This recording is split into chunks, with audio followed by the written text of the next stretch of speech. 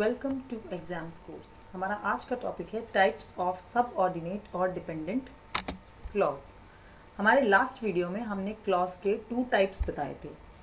पहला टाइप होता है मेन क्लॉज और इंडिपेंडेंट क्लॉज। ये वो क्लॉज होती है जो कि एक कंप्लीट थॉट को एक्सप्रेस करती है और स्टैंड हो सकती है एज अ सेंटेंस अलोन ही, यानी कि अपना अर्थ पूरा क्लियर कर देती है वो और अकेली सेंटेंस के रूप में खड़ी हो सकती है, जो इंडिपेंडेंट क्लॉज होती है। इसे मेन क्लॉज भी कहते हैं, प्रिंसिपल क्लॉज भी कहते हैं। ये फर्स्ट टाइप होता है क्लॉज का। सेकेंड टाइप होता है डिपेंडेंट और सबऑर्डिनेट क्लॉज। ये वो क्लॉज होती है, जैसे कि नाम से ही स्पष्ट है, कि किसी क्लॉज पर डिपेंड रहती है, और वो जो अनदर क्लॉज जिस पर ये डिपेंड रहती है वो मेन क्लॉज होती है। कहने का मतलब ये है कि जो डिपेंडेंट क्लॉज होती है उस सेंटेंस में मेन क्लॉज जरूर होगी, क्योंकि वो उस पर डिपेंड करती है। सो आज हम सब ऑर्डिनेट और डिपेंडेंट क्लॉज के टाइप्स के बारे में डिस्कस करेंगे। जैसे कि मैंने आपको बताया कि डिपेंडेंट क्लॉज वो है जो कि एक कंप्लीट थॉट को एक्सप्रेस नहीं करती और किसी और क्लॉज पर डिपेंड करती है अपने मीनिंग को क्लियर करने में, यानी कि अपना अर्थ वो स्पष्ट कर पाती है लेकिन किसी दूसरी क्लॉज पर डिपेंड रह करके, और वो दूसरी क्लॉज मेन क्लॉज होती है। ये किस प्रकार से कार्य करती है? फंक्शंस जो हैं सब ऑर्डिनेट क्लॉज के, ये फंक्शन करती है as a noun, an adjective और एन एडवर्ब। यानी कि जो सब ऑर्डिनेट और डिपेंडेंट क्लॉज होती है वो किसी भी सेंटेंस में फंक्शन करती है as a noun, an adjective और एन एडवर्ब के रूप में।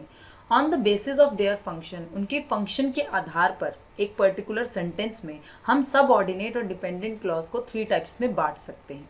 यानी कि उनके कार्य करने के आधार पर ये जो डिपेंडेंट क्लॉज होती है उनके फंक्शन के आधार पर एक पर्टिकुलर सेंटेंस में हम डिपेंडेंट और सब ऑर्डिनेट क्लॉज को 3 टाइप्स में कैटेगराइज कर सकते हैं। First noun clause, second adjective clause, third adverb clause, जिसके बारे में हम आज डिस्कस करने वाले हैं। फर्स्ट टाइप जो है सब ऑर्डिनेट और डिपेंडेंट क्लॉज का वो है नाउन क्लॉज। नाउन क्लॉज वो होती है जो कि किसी भी सेंटेंस में नाउन का वर्क करती है, यानी कि फंक्शन करती है as a noun in particular sentence. Like एक एग्जाम्पल है, what he did made a pride for his family. उसने जो किया वो उसकी फैमिली के लिए प्राइड की बात थी, गर्व की बात थी। तो यहाँ पर ये जो व्हाट ही डिड क्लॉज है ये डिपेंडेंट क्लॉज है, तो ये फंक्शन करती है as a noun in this sentence.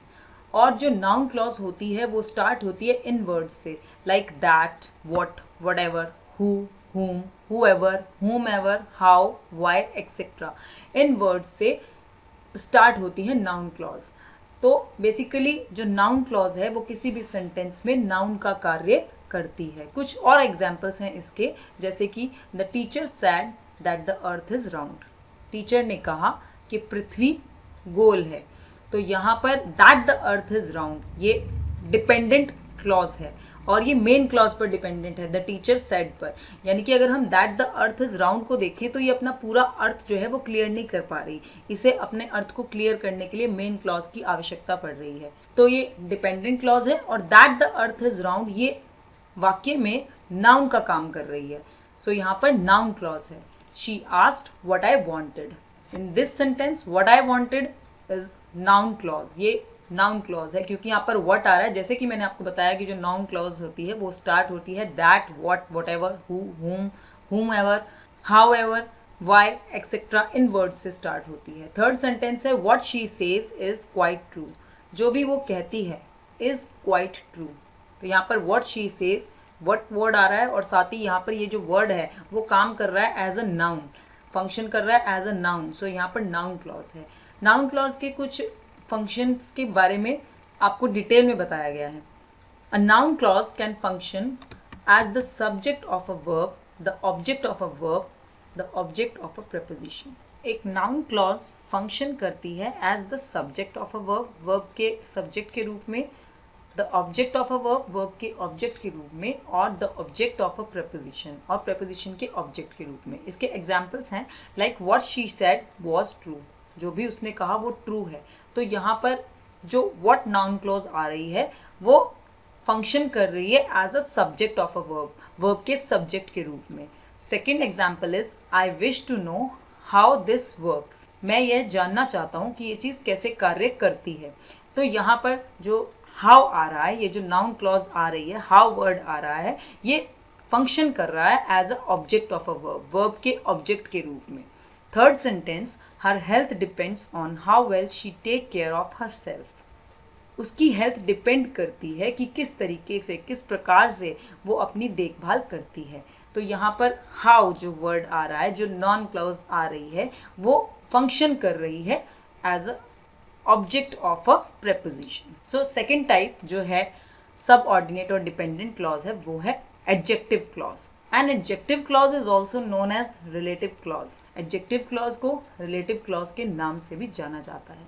ये जो एडजेक्टिव क्लॉज होती है वो ऐसे क्वेश्चंस का आंसर करती है, जैसे कि व्हाट काइंड, किस प्रकार का, हाउ मैनी, कितने, विच वन, कौन सा, एक्सेट्रा। लाइक इसके जो भी सेंटेंसेस बनते हैं तो वो उन क्वेश्चंस का आंसर्स करती है कि किस प्रकार का, हाउ मैनी, कितने, और विच वन, कौन सा। It functions in a sentence exactly as an adjective. ये किसी वाक्य में उस प्रकार से कार्य करती है एज एन एडजेक्टिव। जैसे कि नाउन क्लॉज है, वो किसी भी कार्य में फंक्शन करती है as verb, as noun. So adjective clause किसी भी सेंटेंस में फंक्शन करती है as an adjective. It can modify, ये डिस्क्राइब करती है किसी भी नाउन और प्रोनाउन को इन अ सेंटेंस। यानी कि जैसे कि आपको पता है कि एडजेक्टिव विशेषण होता है, वो किसी भी नाउन और प्रोनाउन की विशेषता बताता है। तो जो एडजेक्टिव क्लॉज होती है वो भी किसी भी नाउन और प्रोनाउन को डिस्क्राइब करती है एक सेंटेंस में, and is placed nearest to the word it qualifies.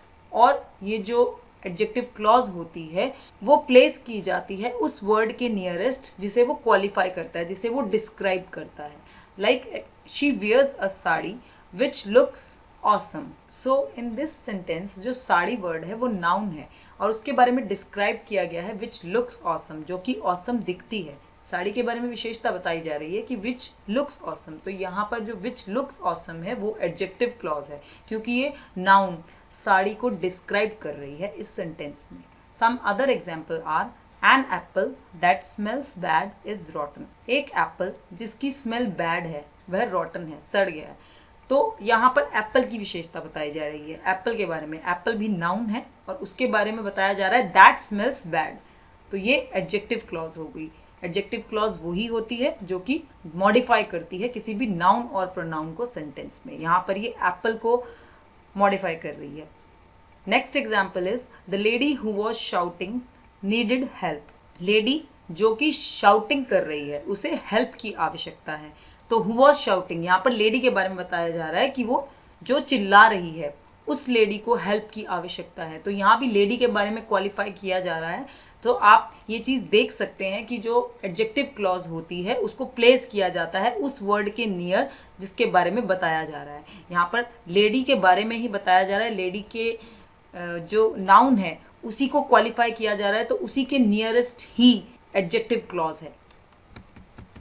Adjective clause के बारे में कुछ बातें। Adjective clause begins with relative pronoun. जो एडजेक्टिव क्लॉज होती है वो रिलेटिव प्रोनाउन से स्टार्ट होती है। इसमें भी वर्ड्स होते हैं दैट, हु, हुम, विच और हुज।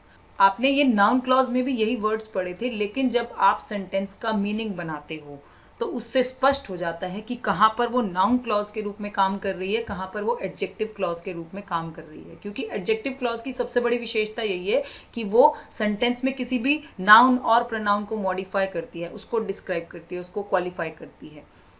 सो एडजेक्टिव क्लॉज बहुत ही इजीली पहचाना जाता है। भले ही ये वर्ड्स हमारे नाउन क्लॉज में भी रिपीट होते हैं, लेकिन नाउन क्लॉज में वो फंक्शन करते हैं एज अ नाउन और एडजेक्टिव क्लॉज में फंक्शन करते हैं as an adjective. An adjective clause about persons begins with the relative pronouns who, whom, whose. Adjective clause जो कि persons के बारे में होती है, व्यक्तियों के बारे में जब clause में उल्लेख किया होता है तो वो हमेशा begin होती है relative pronouns से, who, whom, whose से।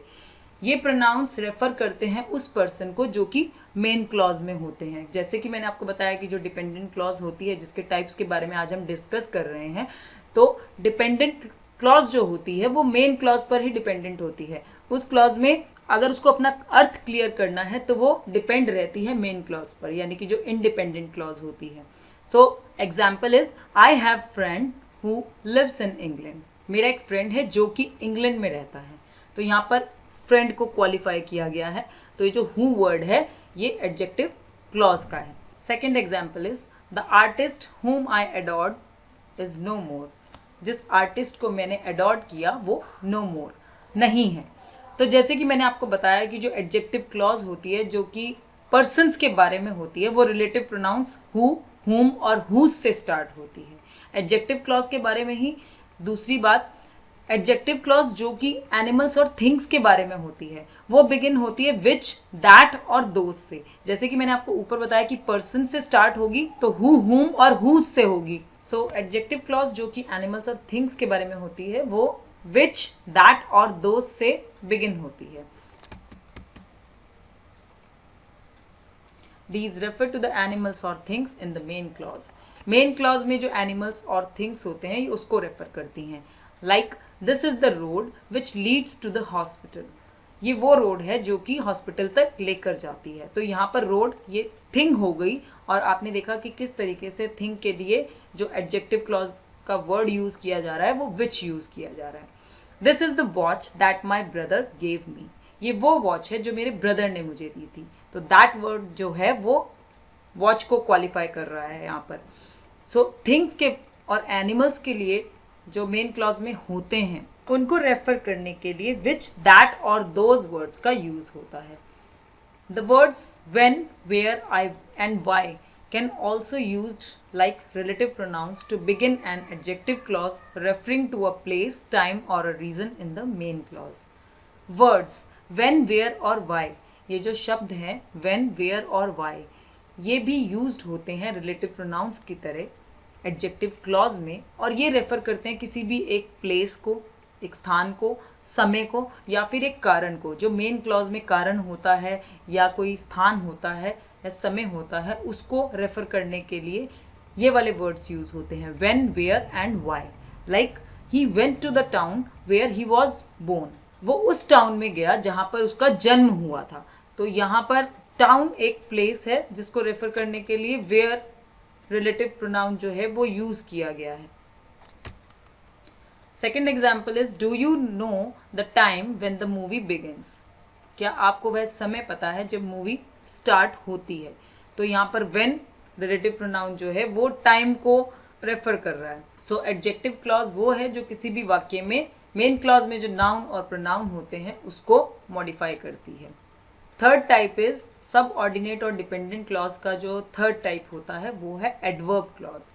एडवर्ब जैसे कि आप जानते हैं कि एडवर्ब वो वर्ड होता है जो किसी भी कार्य की विशेषता को बताता है। जो एडजेक्टिव होते हैं वो नाउन और प्रोनाउन की विशेषता को बताते हैं और एडवर्ब कार्य की विशेषता को बताता है। तो एडवर्ब क्लॉज जो होती है वो ऐसे क्वेश्चंस का आंसर करती है सेंटेंस में time, place, cause, purpose, condition etcetera. यानी कि जो टाइम, प्लेस, कॉज मतलब कारण, पर्पस उद्देश्य, कंडीशन, इन सभी के क्वेश्चंस का आंसर करती है एडवर्ब क्लॉज। वो subordinate clause that does the function of N adverb in a sentence, जो कि एक सेंटेंस में एन एडवर्ब का फंक्शन करती है। लाइक किसी भी एक वाक्य में एडवर्ब का फंक्शन करती है तो वो एडवर्ब क्लॉज होती है। तो वो सबऑर्डिनेट क्लॉज जो कि फंक्शन करती है एडवर्ब का सेंटेंस में वो एडवर्ब क्लॉज होती है।